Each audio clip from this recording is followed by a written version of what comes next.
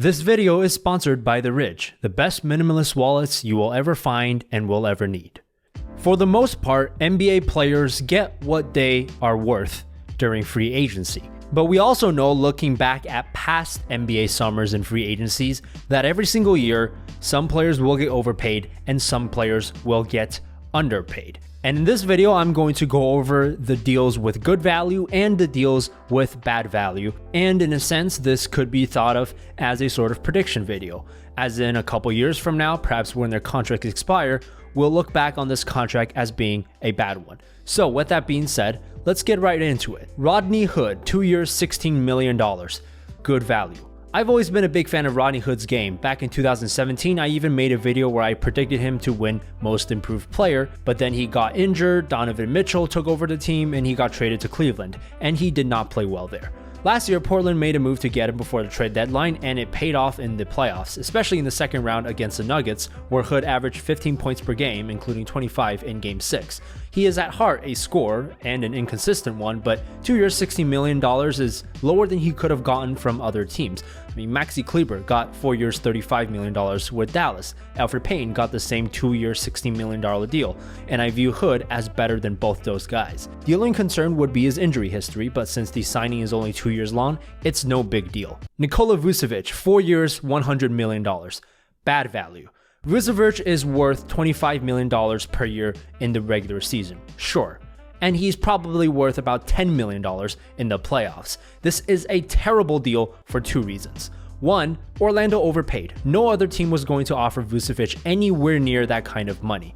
Two, Vucevic doesn't fit into Orlando's team. Yes, the Magic made the playoffs last year, but they are still so far away from contending. The way for them to eventually get there is for the young players like Jonathan Isaac and Mo Bamba to develop, and 28-year-old Vucevic playing 30 plus minutes per game takes away valuable playing time for Orlando's young big men. Jonas Valanciunas, 3 years, $45 million.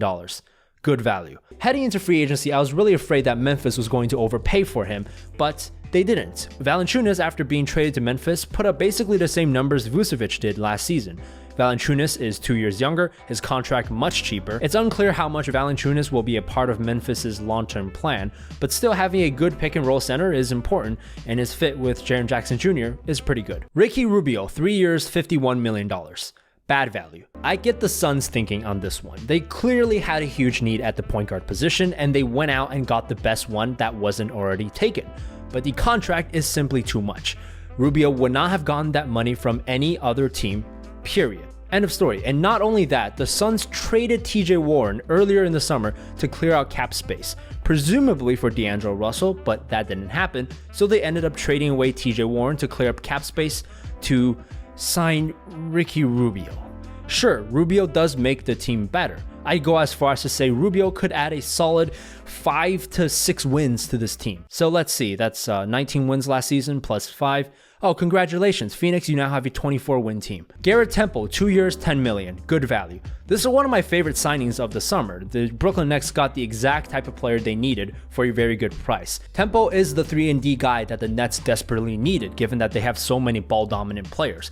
If you look at the other 2-year deals this summer, worth around $10 million, you're looking at guys like Enes Kanter, Richaun Holmes, Markieff Morris, and I think Temple is the most valuable player out of all those guys.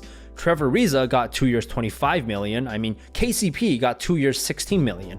I'd take Temple over KCP easily for the Nets and for the Lakers, for any team, really. Al Horford, 4 years, $109 million. Bad value.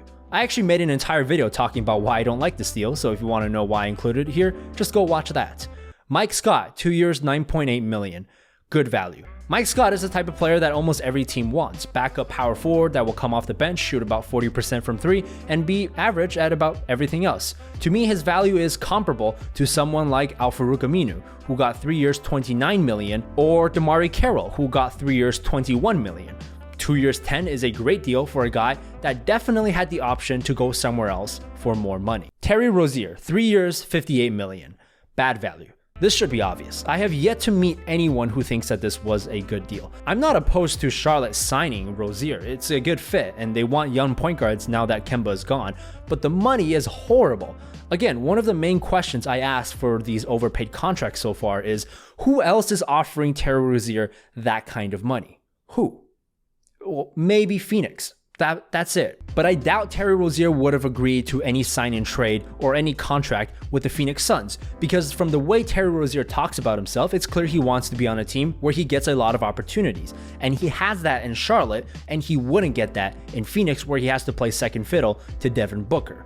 The player is okay. The money is not. Overpaying good but not great players is the exact type of error that got Charlotte into this big mess in the first place. DeAndre Jordan, 4 years, $40 million. Bad money. This might be the most controversial. In fact, I have heard people say that this is actually a good value contract. But to me, DeAndre Jordan is now a player whose name has far exceeded his production. I would feel very anxious about giving DeAndre Jordan any type of 4-year deal. This is a 30-year-old center that relies almost exclusively on his athleticism, which has been declining, and as a result, his production has dropped significantly in the last 2 or 3 seasons and will continue to do so. Now, if the Celtics had gotten DeAndre for 4 years, $40 million, I would have been fine with it, because it's a position of need and you could perhaps overpay a little. But it makes very little sense for Brooklyn, given that they already have Jared Allen, who's the exact same type of player as DeAndre, except 10 years younger and soon to be better, if he isn't better already. From what I understand, DeAndre is very good friends with Kyrie and KD, both of whom took less money to allow Brooklyn to sign him. So if you view him as part of this 3-player package deal, then fine, I get it. I'm just judging this contract on the money and the money alone. Now for a couple of rapid fire signings that I think have the potential to be really good value, but I'm less sure of. Ed Davis, 2-year, $10 million to the Jazz. I think Davis is an underrated player. Seth Curry, 4-year, $32 million to Dallas. If Curry can stay healthy, this will be pretty good value. Troy Daniels, 1 year minimum to the Lakers. I like it. Anthony Tolliver, 1 year, $2.6 million to Portland. Tolliver is a really good role player that unfortunately has spent most of his career on bad or mediocre teams. And Kelly Oubre, 3 years, $30 million. Hey, look, the Suns did something good. I think right now, Oubre is already worth more than $10 million as a player, perhaps something around 12 to 15. But seeing as he's so young, if he improves his game, he'll quickly outperform his salary by miles. Now for some rapid fire signings that have the potential to be bad value, but I don't think are as bad as the ones mentioned previously in this video. Terrence Ross, 4 years, $54 million. Giving him this type of deal, you're really expecting him to evolve his game and become more than he is. But if I had to bet, I'd say Ross isn't going to get much better than he was last season. Dwight Powell, 3 years, $33 million contract extension. My main gripe with this is I don't understand why Dallas didn't just wait till next year to do this deal. I find it hard to imagine that Powell will have some sort of breakout year and get more than 3 year, $33 million on the open market next summer. Tyus Jones, 3 years, $28 million. I like Tyus Jones as a player, good defender, can shoot, plays hard, but he has a very low ceiling, which makes it a little puzzling why Memphis gave him this contract. In the grand scheme of things, it's no big deal since Memphis isn't contending anytime soon, but still it feels like a poor fit. And then, finally, Jamal Murray, 5 years, $170 million? Okay. All I'm saying is, this is risky. I don't know if I see Jamal Murray's ceiling to be that of a 30% cap space max player. Maybe he hits it, maybe he doesn't. We'll see. Those are my thoughts on some of the NBA contracts that I think could prove to be good or bad value signings a couple years into the future. Before we end this video, I'd like to take some time to talk about The Ridge. The Ridge is a company that started off on Kickstarter, making these very unique, modern, perhaps strange looking wallets at first glance, but because their products were so popular, they eventually developed it into an entire company. I myself have used these for the past couple of months, and I found that I really don't need this big bulky wallet that I used to carry in my pocket. And also with the way the Ridge wallet is designed, with the elastic band holding in the cards in the middle, you actually don't have to worry at all about anything falling out, and the clip on the back is strong enough to hold even a thin piece of paper. So if this looks like something you might be interested in, definitely use the link down below. Check out their different wallets of similar design but different materials and many different colorways. And if you do end up buying it, make sure to use my promo code MDJ for 10% off your order. That's it for this video. Thank you for watching. If you have thoughts of your own, please feel free to drop them down in the comment section. You can always hit me up on Twitter to talk about it, and I will see you next time.